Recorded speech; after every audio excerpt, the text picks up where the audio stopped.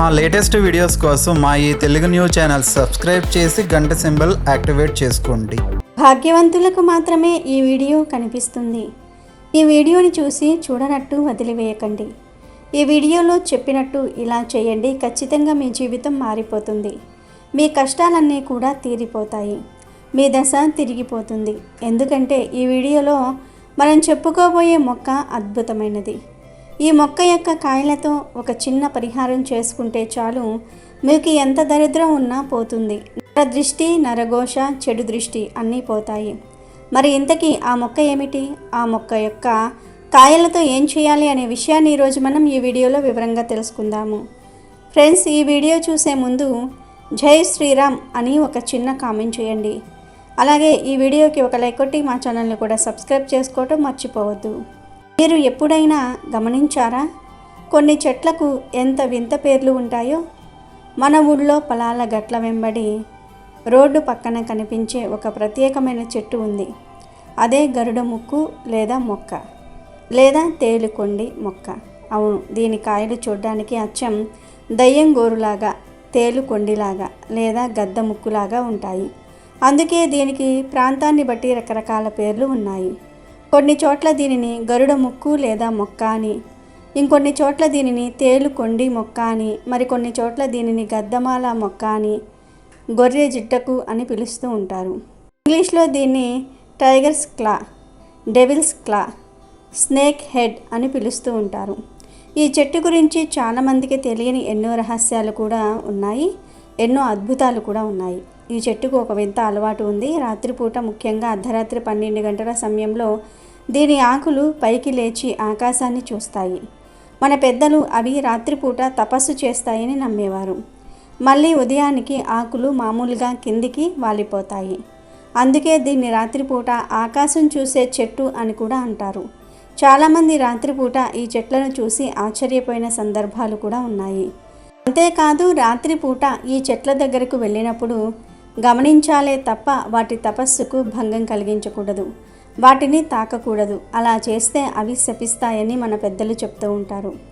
ఈ గరుడ ముక్కు చెట్టుకు వంగరంగులో పూలు పూస్తాయి. తర్వాత అవి కాయలుగా మారుతాయి. ఈ కాయలనే గరుడ ముక్కు కాయలు అంటారు. ఈ కాయలను చాలా శక్తివంతమైనవిగా నమ్ముతూ ఉంటారు. పూర్వం ఈ కాయల్ని ఇంటి గుమ్మానికి కట్టుకునేవారు. ఇంట్లో కొన్ని ప్రత్యేక ప్రదేశాల్లో పెట్టుకునేవారు. గరుత్మంతుని శక్తి, నాగదేవతల శక్తి ఈ కాయల్లో ఉంటుంది. ఈ కాయలతో ఎటువంటి పరిహారాలు చేసినా 100కు 100% ఫలితాలు వస్తాయి.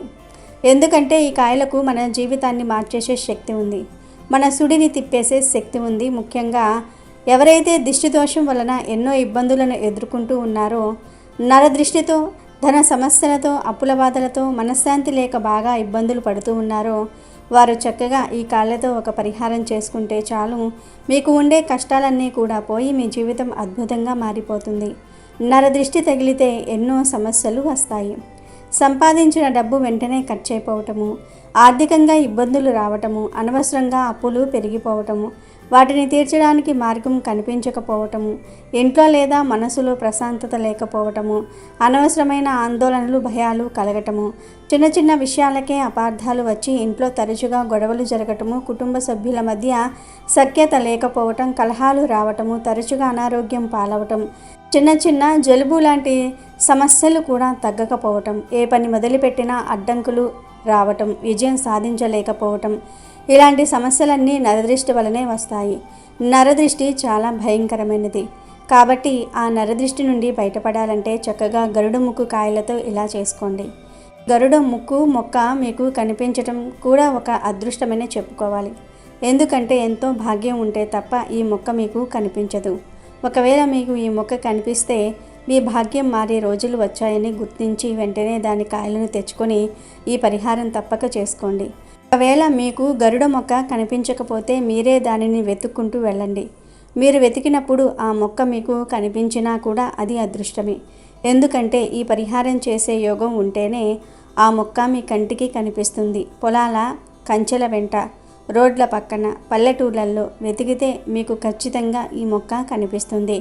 అలా మీకు మొక్క కనిపించగానే దాన్ని ఎండిన కాయలను సేకరించి తెచ్చుకోండి. ఈ పరిహారాన్ని అమావాస్య రోజు కానీ లేదా అష్టమి రోజు కానీ చేసుకోవచ్చు. మీరు ఈ పరిహారం కోసం 11 గరుడ ముక్కు కాయలను తెచ్చుకోండి. తర్వాత ఆ కాయల మీద చిటికెడు పసుపు చల్లండి. అప్పుడు అవి శుద్ధి అయిపోతాయి. ఎందుకంటే పరిహారం చేసే ముందు ఈ కాయలను శుద్ధి చేసుకోవాలి. ఆ తర్వాత ఇంటి పూజ గదిలో ఈ కాయలను ఉంచండి. సాంబ్రాణి, గుగ్గిలము, ధూప్ స్టిక్స్ వంటి వాటితో ధూపం వెలిగించండి. ఈ పొగను ఈ కాయలకు బాగా చూపించండి. అంటే ఈ కాయలకు బాగా ధూపం వేయండి. ధూపం చూపించటం వల్ల కాయలకు ఉన్న ప్రతికూల శక్తులు తొలగిపోయి సానుకూల శక్తి పెరుగుతుందని నమ్మకం. తర్వాత మీరు మీ ఇష్టదైవాన్ని తలుచుకొని ఇంట్లో ఉన్న సమస్యలు తొలగిపోయి అదృష్టం కలగాలని, నరదృష్టి పోవాలని మనస్ఫూర్తిగా ప్రార్థించండి. ఆ తర్వాత ఆ కాయలను ఒక దారం లేదా సన్నని తాడుతో దండలాగా కట్టాలి. కాయలన్నిటినీ ఒకదాని తర్వాత ఒకటి వరుసగా కట్టవచ్చు, లేదా మీరు నచ్చినట్లుగా కట్టవచ్చు. ఇలా తయారు చేసుకున్న ఈ కాయల దండను మీ ఇంటి సింహద్వారానికి బయట వైపున వేలాడదీయాలి.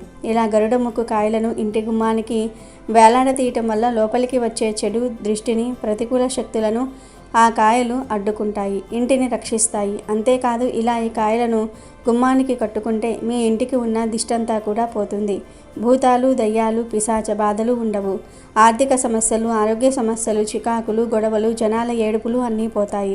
ధనపరంగా కలిసి వస్తుంది. కష్టాలన్నీ కూడా పోతాయి. మీ జీవితం అద్భుతంగా మారిపోతుంది. ఈ గరుడముకు కాయల మాలను 1 సంవత్సరం పాటు అలా వదిలివేయవచ్చు. సంవత్సరం తర్వాత కావాలంటే మళ్ళీ మార్చుకోవచ్చు. అలాగే వ్యాపారం చేసేవారు ఒక ఎర్రటి వస్త్రంలో 5 గరుడు ముక్కు కాయలను వేసి ఆ వస్త్రంలోనే చిటికెడు కర్పూరం వేసి మూటలాగా కట్టి ఆ మూటను మీరు డబ్బులు దాచే గల్లా పెట్టెలో పెడితే విపరీతంగా ధనం అట్రాక్ట్ అవుతుంది. మీ వ్యాపారంలో లాభాలు వస్తాయి. ధనలాభం కలుగుతుంది. ఈ గరుడ ముక్కు చెట్టు కేవలం అదృష్టాన్ని మాత్రమే కాదు, ఆరోగ్యాన్ని కూడా ఇస్తుంది. శాస్త్రవేత్తలు ఈ మొక్కను పరిశోధించి ఆశ్చర్యపోయారు. ఇందులో 28 రకాల ఔషధ గుణాలు ఉన్న కాంపౌండ్స్ ఉన్నాయని గుర్తించారు.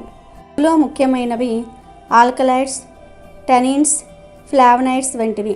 భారతీయ సాంప్రదాయ వైద్యంలో ఈ గరుడ ముక్కు మొక్కను ఎన్నో వ్యాధులకు ఔషధంగా పూర్వం నుండి వాడుతూ ఉన్నారు. తేలికాటుకు దీని ఆకులు ఎంతో బాగా పనిచేస్తాయి.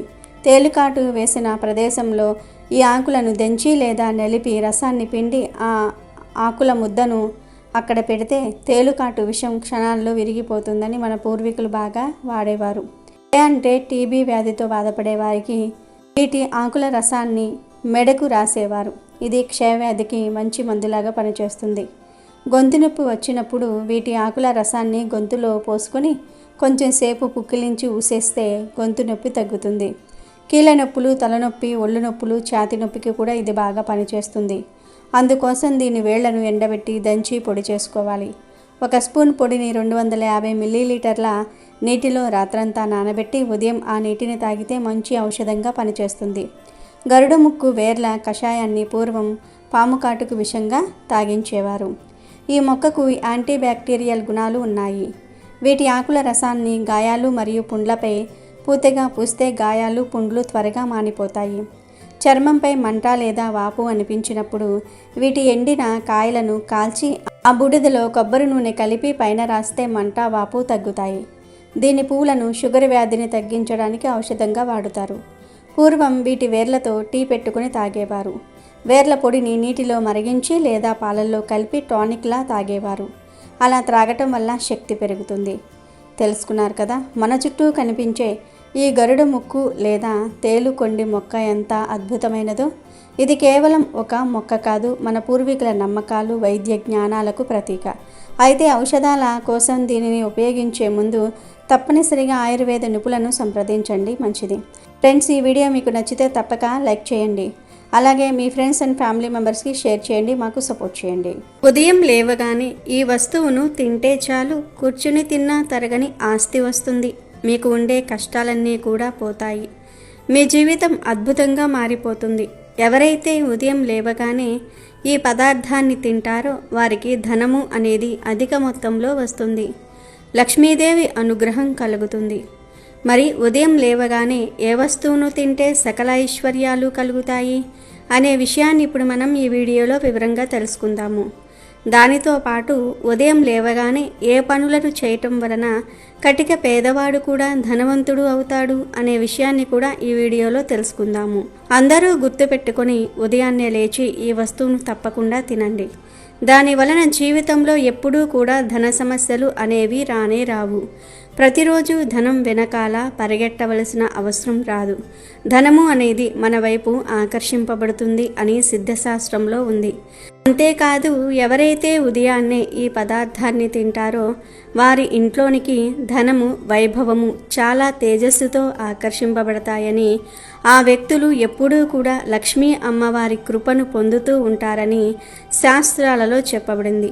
ఆనందమయ జీవితం కోసం ఉదయము అనేది చాలా ఆనందంగా ప్రారంభించాలి.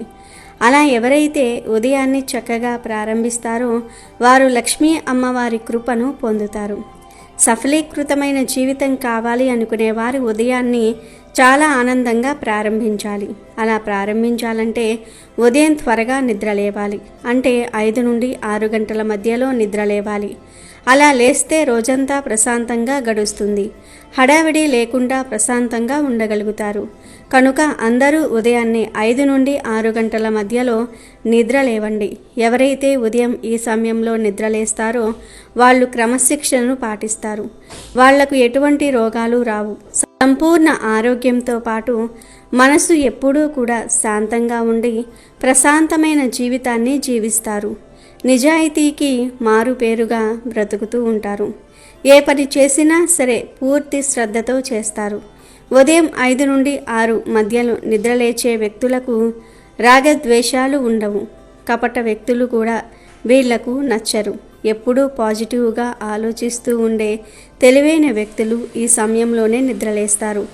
అందుకే జనాలు కూడా అటువంటి వారిని ఎంతో గౌరవిస్తారు.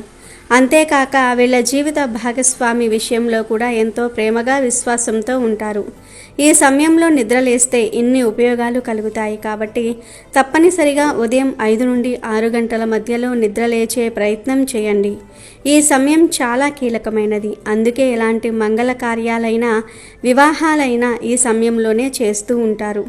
ఇక ఉదయం ఈ సమయంలో నిద్రలేచి కాలకృత్యాలను తీర్చుకుని తర్వాత ఎవరైతే ఈ పదార్థాన్ని తింటారో వారికి జీవితంలో ఎప్పుడూ కూడా ధనపరమైన ఇబ్బందులు రావు. అన్నానికి ఇబ్బందులు రానే రావు. అటువంటి వారు ఉండే ఇల్లు సుఖము, సంపత్తి, ధనము, ఐశ్వర్యంతో నిండి ఉంటుంది. అటువంటి వ్యక్తులపై లక్ష్మీ అమ్మవారి కృప ఎప్పుడూ కూడా నిండి ఉంటుంది అని పురాణాలలో చెప్పబడింది. కనుక ఉదయాన్నే ఈ పదార్థాన్ని తప్పక తినాలి. అలా తినటం వలన సంపూర్ణమైన ధనలాభాలు అనేవి కలుగుతాయని, కూర్చుని తిన్నా తరగని ఐశ్వర్యం వస్తుంది. చేసే పనుల్లో సఫలత అనేది చాలా తొందరగా లభిస్తుంది. ఉదయం లేవగానే ప్రతి ఒక్కరూ కూడా భూదేవిని స్మరించుకోవాలి. పూర్తి రోజంతా కూడా మనుషులు పాజిటివ్ ఎనర్జీతో నిండి ఉండాలి అని అనుకున్నప్పుడు ఉదయం లేవగానే తప్పక భూదేవిని స్మరించుకోవాలి. భూదేవి మన బరువును మోస్తూ ఉంటుంది. అందువలనే ఉదయం లేవగానే భూదేవిని స్మరించుకొని నన్ను సరైన దారిలో నడిపించమని అడగాలి. అలా చేయటం వలన మీకు ఆగిపోయిన పనులు అనేవి పూర్తవుతూ వస్తూ ఉంటాయి. మీరు ఏ పనిలో చెయ్యి పెట్టినా కూడా ఆ పని అనేది సఫలీకృతం అవుతూ ఉంటుంది. ఇక రెండో విషయము గంగాజలము. గంగాజలానికి మన శాస్త్రాల్లో చాలా పవిత్రమైన స్థానం ఉంది.